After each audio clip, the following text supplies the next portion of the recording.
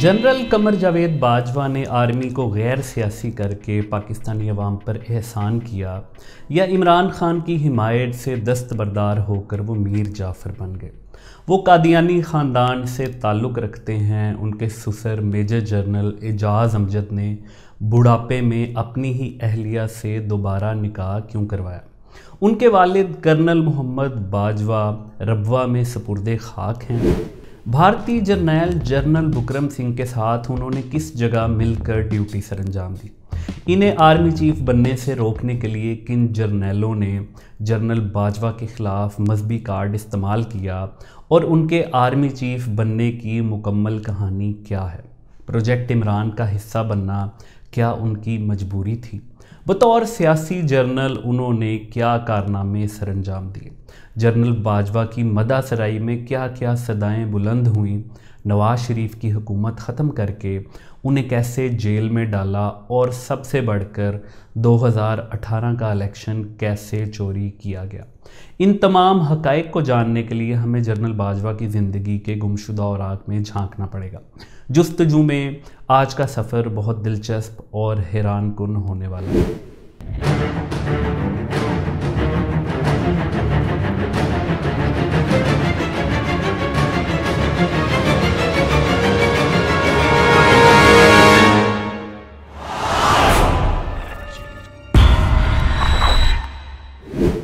अगर आपने दुनिया की बेसबाती देखनी हो या आपको कोई ज़िंदा मिसाल ऐसी चाहिए हो जिसका वक्त बदलने पर लोग बदल जाते हैं, तो पाक फ़ौज के साबिका army chief general Qamar Javed Bajwa इसकी शानदार मिसाल हैं। वो अच्छे थे या बुरे, पाकिस्तान के सबसे शानदार आर्मी चीफ थे या उनकी कारकर्दगी सबसे नाकिस रही? इस हवाले से पाकिस्तान के हर सियासतदान ने हर दो किस्म के बयानात अपने 32 दांतों में से निकाले। कभी वो इमरान खान की नज़र में जमहूरियत की मिसाल थे और औरिया मकबूल जान जैसे सहाफ़ी उनको ख्वाब में हुज़ूर सल्लल्लाहु अलैहि वसल्लम के साथ देखा करते थे कि उनको पाकिस्तान की सिपा सालारी बारगाहे रिसालत से इनायत की जा रही है। लेकिन फिर वही जनरल बाजवा इमरान खान को मीर जाफ़र और जानवर लगने लगे और वही औरिया मकबूल जान तो इस हद तक निकल गए कि उन पर तौहीन रिसालत का इल्ज़ाम तक आयद कर दिया। जनरल कमर जावेद बाजवा, जिनका ताल्लुक़ गुजरांवाला के इलाके गखड़ मंडी से है, उनका ख़ानदान तकरीबन 65 साल कबल पसरूर के गांव उच्चा पहाड़ नग से हिजरत करके सरगोदे आया था। फिर उनके वालिद गखड़ मंडी आकर आबाद हो गए। उनके वालिद कर्नल मोहम्मद इकबाल बाजवा ने 1965 की जंग में हिस्सा लिया। 1967 में उनकी पोस्टिंग कोयटा छावनी में थी जब वो हार्ट अटैक से वफ़ात पा गए। जनरल बाजवा की उम्र उस वक्त फ़कत 60 साल थी। कर्नल इकबाल बाजवा के 5 बच्चे थे, जिनमें सबसे बड़े जावेद बाजवा, कमर बाजवा, तारिक बाजवा, जबकि उनकी 2 बेटियां खावरा बेगम और ताहिरा बेगम हैं।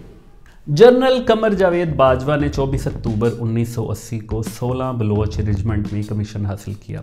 वो इस रेजिमेंट से ताल्लुक़ रखने वाले चौथे आर्मी चीफ थे।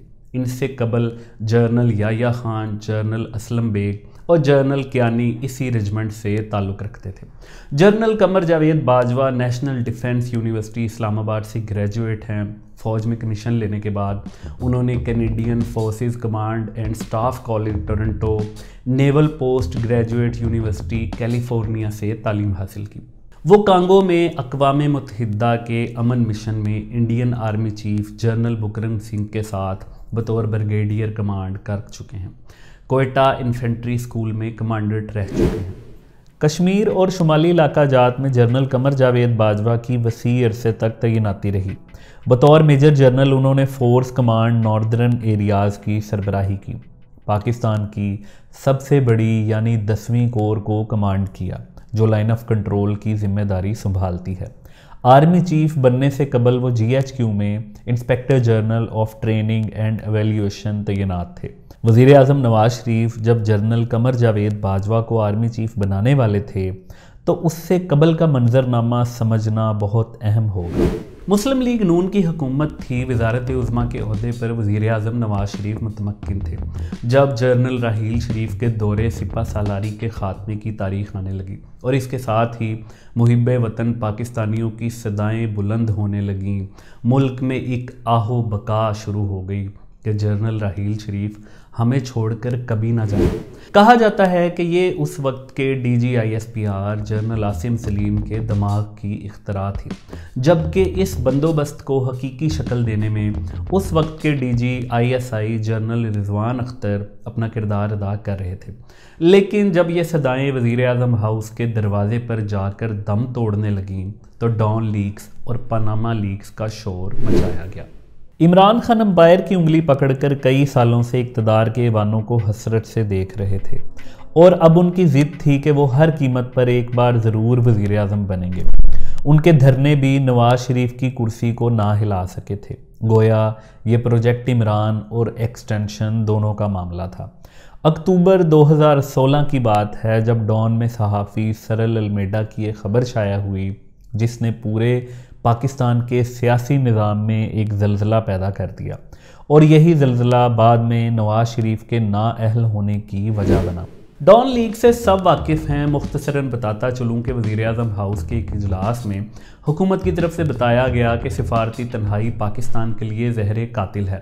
DGISI رضوان اختر کے استفسار پر بتایا گیا کہ عالمی طاقتیں شدت پسند گروپوں پر پابندی اور ان کے رہنماؤں یعنی حافظ سعید اور مسعود اظہر وغیرہ کی گرفتاری پر مطمئن ہوں گی۔ تو DGISI نے کہا حکومت جسے چاہے گرفتار کر لے۔ شہباز شریف نے اس موقع پر کہا جب انہیں گرفتار کیا جاتا ہے تو آپ انہیں چھڑا لیتے ہیں۔ ڈان لیگز کو پراپوگنڈا کی طاقت سے حکومت کے لیے گالی بنا دیا گیا، اور صد افسوس کہ جب جنرل باجوہ اپنے آخری خطاب میں فیٹ اف سے نکلنے کا کریڈٹ سمیٹ رہے تھے تو وہ وہی کارنامے گنوا رہے تھے جن کی ضرورت کا اظہار ڈان لیگز والی میٹنگ میں نواز شریف کی حکومت کر رہی تھی۔ پاکستان آرمی سیاست میں مکمل دخل اندازی کر رہی تھی، عمران خان کی مکمل مدد جاری تھی، ہائیبریڈ رجیم لانے کے لیے آخری مرحلے جاری تھے۔ عمران خان کے دھرنے سب کو یاد ہوں گے جہاں پر ایک شخص نے اس عذاب سے وقتی طور پر پاکستانیوں کی جان چھڑائی۔ وہ شخص PTI کے فخر اور باغی جاوید ہاشمی تھے، جنہوں نے سب سے پہلی بار عمران خان اور فوج کے رابطوں کا پول کھولا، جس کے بعد PTI کے لوگ آج تک انہیں داغی کے نام سے پکارتے ہیں۔ میں جب ہمارا کاروان پہنچ گیا اسلام آباد تو وہ ہمارے جو سکرپٹ لکھنے والے تھے جو بھی تھے وہ جو ہے کرامن کاتبین تھے، انہوں نے لکھا کہ طاہر القادری صاحب پارلیمنٹ کی طرف بیٹھیں گے، آپ لوگ پیچھے بیٹھیں گے۔ میں نے کہا یار یہ کون آگاہ کر رہا ہے کہ پہلے قادری جا کے قبضہ کرے گا اسمبلی کے اندر، پیچھے ہم چلے جائیں گے اور وہاں جا کے کرسیوں پر بیٹھ جائیں گے۔ کہ میں جسٹس ناصر الملک کا جو انہوں نے کہا، عمران نے مجھے کہا کہ جو یہ تصدق جیلانی ہے یہ چلا جائے گا اور اس کے بعد آ جائے گا ناصر ملک، یہ اسمبلیاں ڈیزالو کر دی جائیں گی، 90 دن کے اندر الیکشن ہوں گے اور حکومت سپریم کورٹ کے پاس ہوگی اور پھر ہم جیتیں گے۔ اور کس نے جیتا ہے؟ میں نے کہا عمران خان ایسا نہیں ہو سکتا کہ آرمی اس میں ملوث نہیں تھی۔ آرمی کے ڈسگرنٹل لفظ میں نے استعمال کیا تھا، ڈسگرنٹل ایلیمنٹس جو تھے وہ ہر حالت میں راحیل شریف کو بھی ناکام کرنا چاہتے تھے اور عمران خان کے ذریعے وہ پارلیمانی نظام کی بھی تباہی لانا چاہتے تھے۔ حیران کن طور پر وہ عمران خان کے سپورٹر جو اس وقت جاوید ہاشمی کو جھوٹا قرار دیتے، بعد میں کئی سال تک اس بات پر دلیلیں تراشتے رہے کہ عمران خان واقعی فوج کی مدد سے آیا، تو کون سا سیاستدان ہے جو آج تک فوج کی مدد کے بغیر آیا؟ اور فوج بھی تو پاکستان کی ہے۔ دوسری طرف جنرل قمر جاوید باجوہ کا فوجی حلقوں میں غیر سیاسی جرنیل کا تعارف کروانے کا سلسلہ جاری تھا۔ ان کی رحم دلی اور اصول پسندی کے قصے سنائے جا رہے تھے، اور اب تو یوں لگتا ہے کہ یہ ایک سوچا سمجھا منصوبہ تھا، ایک طریقہ کار تھا، ایک پیٹرن تھا، تاکہ نواز حکومت کو یہ میسج دیا جائے کہ وہ سیاست سے دور رہیں گے اور انہیں آرمی چیف بنایا جائے، وہ بہترین امید ہے۔ 2014 میں عمران خان کے دھرنے کے موقع پر general Qamar Javed Bajwa corps commander Rawalpindi تھے۔ انہوں نے اس دوران ایک غیر سیاسی جرنیل کے طور پر خود کو نیوٹرل رکھا اور نواز شریف کو یہ پیغام دیا کہ وہ غیر سیاسی ہیں یا کم از کم مسلم لیگ نون کے حامی ضرور ہیں۔ جنرل باجوہ کے سسر میجر جنرل اعجاز امجد کے شریف خاندان سے قریبی تعلقات تھے۔ کہا جاتا ہے کہ وہ میاں شریف کے رفقا میں شامل تھے اور پھر ان تمام عوامل کی وجہ سے وفاقی دارالحکومت کے بعض حلقوں میں یہ تاثر پھیلنے لگا کہ جنرل قمر جاوید باجوہ اگلے آرمی چیف بن سکتے ہیں، لیکن پھر جنرل باجوہ کے آرمی چیف بننے کے خلاف اسلامی ٹچ کا مظاہرہ دیکھنے میں آیا۔ راحیل شریف جو ایکسٹینشن کے خواہاں تھے اور اس وقت کے DGISI جو خود اگلے آرمی چیف کے امیدوار تھے، ان کی طرف سے جنرل قمر جاوید باجوہ کے خلاف مذہبی کارڈ استعمال کیا گیا۔ یہاں سوال یہ پیدا ہوتا ہے کہ کیا جنرل باجوہ قادیانی تھے؟ در حقیقت جنرل باجوہ کے سسر میجر جنرل ریٹائرڈ اعجاز امجد کے بارے میں یہ اطلاعات تھیں کہ وہ قادیانی ہیں، لیکن وہ اس کی تردید کرتے تھے۔ اس حوالے سے عمران خان کے نکاح خواہ مفتی سعید کا ایک حوالہ بہت اہمیت کا حامل ہے۔ آپریشن خلافت سے شہرت پانے والے بریگیڈیئر مستنصر باللہ کی کتاب آپریشن خلافت میں یہ واقعہ کچھ یوں لکھا ہے۔ میجر جنرل اعجاز امجد لیفٹیننٹ جنرل غلام ملک کے حوالے سے میرے پاس آئے تھے۔ میجر جنرل اعجاز امجد کا کیس پروموشن کے لیے پیش ہونا تھا۔ میجر جنرل اعجاز امجد کے قادیانی ہونے کی وجہ سے ان کی شخصیت کے بارے میں شبہات پائے جاتے تھے۔ میجر جنرل اعجاز امجد کا اصرار تھا کہ ان کی اہلیہ قادیانی ہیں جبکہ وہ خود مسلمان ہیں۔ چند ملاقاتوں کے بعد میں نے ان کو مشورہ دیا کہ ان کی بیوی کو مسلمان ہونا چاہیے۔ یہ طے پایا تھا کہ ان کا نکاح دوبارہ پڑھا دیا جائے۔ لیفٹیننٹ جنرل غلام محمد ملک، میجر جنرل ترمذی، کرنل امجد اس کے گواہ تھے۔ سب کچھ ہونے کے بعد بھی میجر جنرل اعجاز امجد لیفٹیننٹ جنرل کے عہدے پر ترقی نہ پا سکے۔ حقیقت کچھ یوں ہے کہ جنرل قمر جاوید باجوہ قادیانی نہیں ہیں اور نہ ہی ان کے والد قادیانی تھے اور ان کو ربوہ میں بھی دفن نہیں کیا گیا تھا۔ یہ ساری من گھڑت کہانیاں تھی اور پراپوگنڈا تھا۔ ان کے والد گکھڑ منڈی ریلوے اسٹیشن سے ملحق قبرستان میں سپرد خاک ہیں۔ آرمی چیف بننے کے بعد وہ اپنے والد کی قبر پر فاتح خوانی کے لیے گئے اور قادیانی ہونے کے الزامات کو دھونے کے لیے انہوں نے اپنے گھر پر محفل میلاد بھی کروائی، لیکن اس کے ساتھ ہی انہوں نے DGISI جنرل رضوان اختر کو NDU کا صدر تعینات کر دیا۔ یہ دراصل اپنے خلاف اسلامی ٹچ کی سزا تھی۔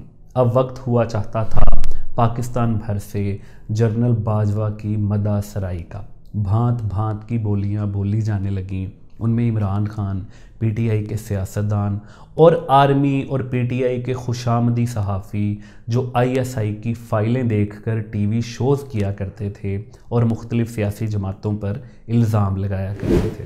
میرے خیال میں جو جنرل باجوہ ہے یہ سب سے زیادہ نیوٹرل اور پرو ڈیموکریٹک جنرل ہے۔ ایک اسٹیبلشمنٹ ہوتی ہے جنرل ضیاء کی، ایک ہوتی ہے جنرل مشرف کی، ایک ہے جنرل باجوہ کی۔ ٹوٹلی ایک ڈیموکریٹک گورنمنٹ کے ساتھ کھڑے۔ یہ جنرل باجوہ ایک سلجھے ہوئے آدمی ہے، ایک وہ اس کے اندر ٹھہرا ہوا ہے، اس لیے وہ برداشت کر رہے ہیں کیونکہ وہ بلیو کرتے ہیں ڈیموکریسی کے اندر۔ رسول اللہ صلی اللہ علیہ وسلم جو ہیں ان کی دربار ہے، تو حضرت عمر جو ہیں وہ ایک شخص کو لے کے آئے ہیں جس کا نام باجوہ ہے، اور اس کے ہاتھ میں کوئی فائل دینا چاہتے ہیں تو وہ لیفٹ ہینڈ سے لیتا ہے، تو حضرت عمر اس کے ہاتھ پہ مارتے ہیں کہ سیدھا ہاتھ آگے کرو، تمہیں پتہ ہی نہیں کچھ۔ تو سب کی تصویریں نکال کے ان کو پروفیسر صاحب کو دکھائی گئی۔ یہ باجوہ صاحب کے آرمی چیف بننے سے 4 سال پہلے کی بات ہے۔ تو اس پہ ہوا یہ کہ انہوں نے کہا یہ باجوہ ہے، یہ میں نے دیکھا خواب۔ ان کا مطلب یہ ہے کہ جو فوج ہے نا پاکستان کی، وہ ایک بیسیکلی کسٹوڈین ہے چھوٹی سی، تو شاید آپ کو ذمہ داری، آپ چیف آف آرمی اسٹاف بن جائیں۔ تو باجوہ صاحب کھلکھلا کے ہنسے، کہتے ہیں میرے اوپر یہ بلان بندہ ہے، یہ بندہ ہے، میں 4تھے نمبر پہ آتا ہوں، میں تو سوچ بھی نہیں سکتا، اور میرا تو کوئی سفارشی بھی نہیں ہے۔ لیکن اب جنرل قمر جاوید باجوہ بادشاہ تھے۔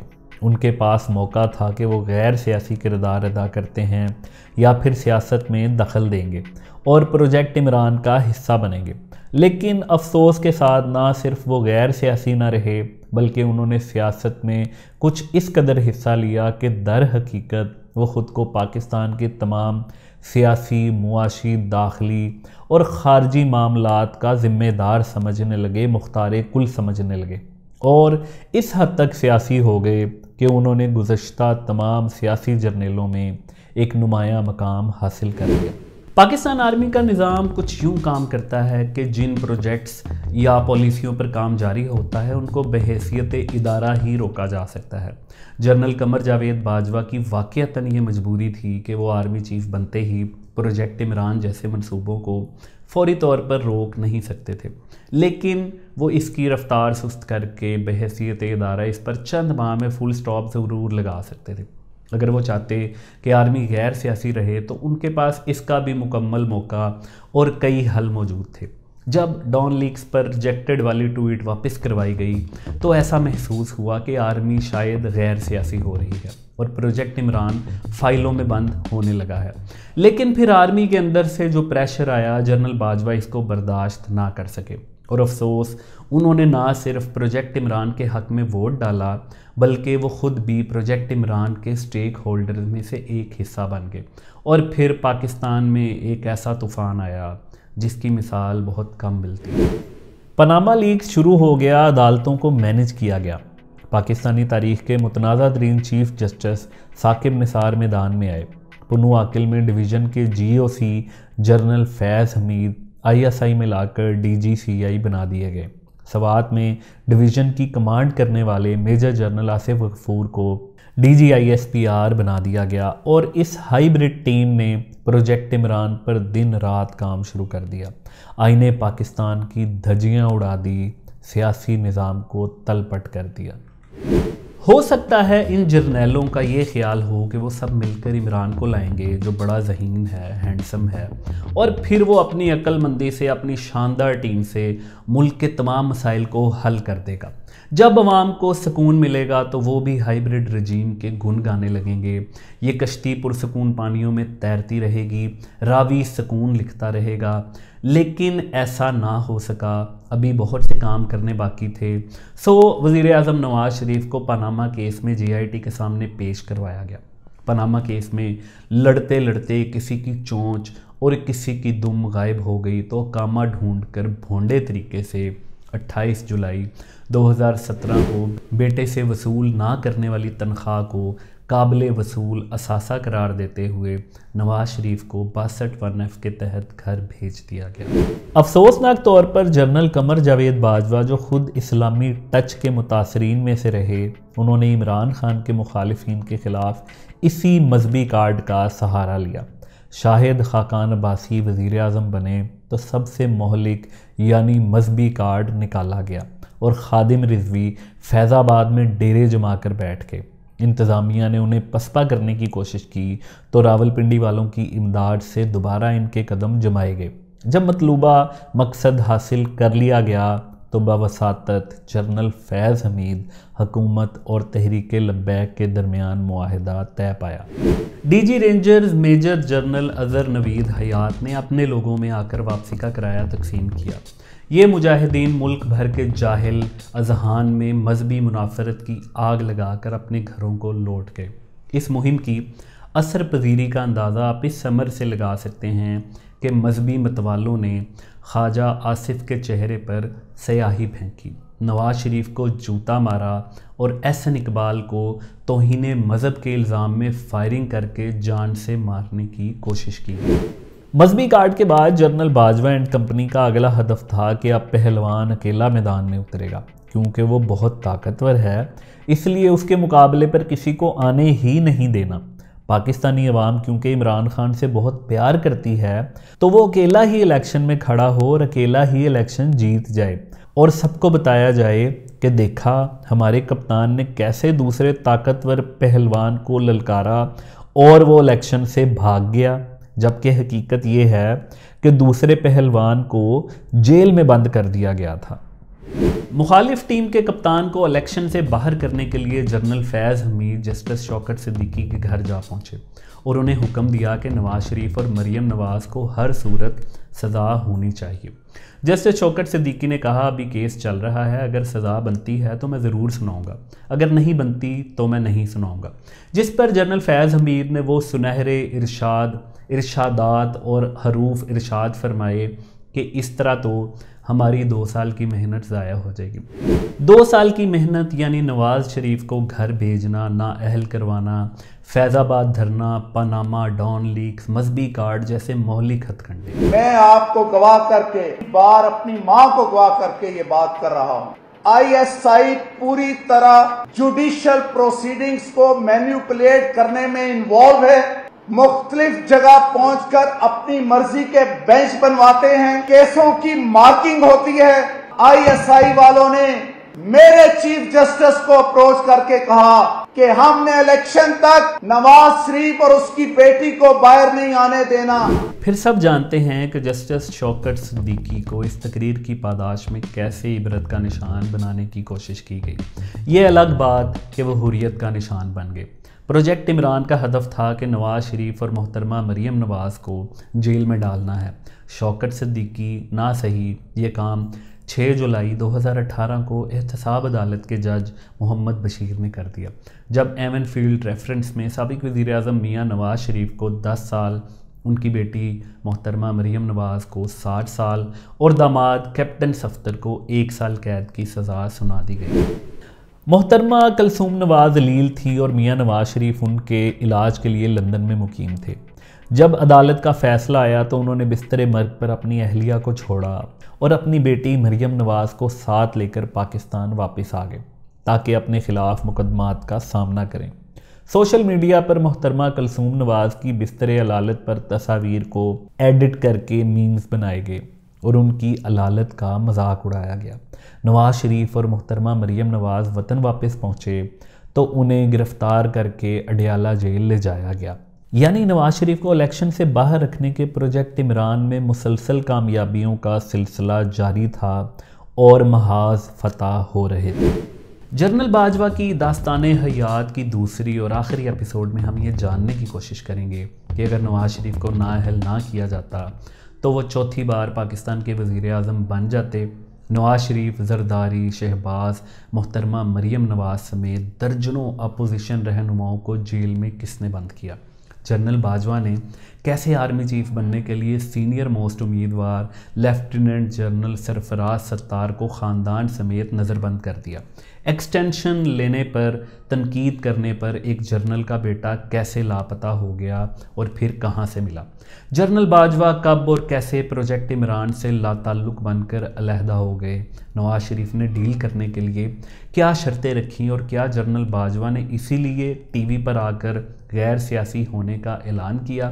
जनरल बाजवा ने कैसे आर्मी को गैर सियासी किया और नवाज शरीफ और उनके दरमियान क्या डील हुई? और सबसे बढ़कर फिर प्रोजेक्ट इमरान की फ़ाइल कब और कैसे बंद हुई और उसके बाद इमरान खान और उनके हामियों ने जनरल बाजवा का क्या हाल किया?